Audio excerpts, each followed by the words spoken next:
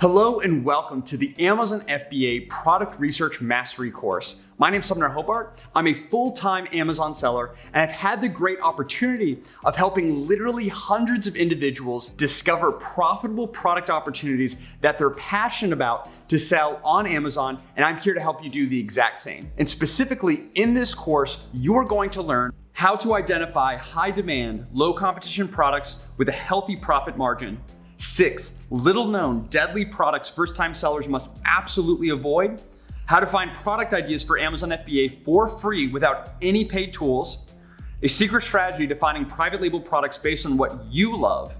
How to spot the difference between good and bad Amazon FBA products. How to read the minds of your future customers to know exactly what they want, and so much more. All resources mentioned throughout the lectures can be found in the project and resources section of this class. If you have any questions about any of the course material, let us know in the discussion section of this class and we'll get back to you with answers as soon as we can. And lastly, once you get a feel for the class material, we would greatly appreciate your honest feedback here on Skillshare, and we're really excited to have you. We're here to help you as much as we can along this exciting journey ahead. And let's go ahead and get to the first video.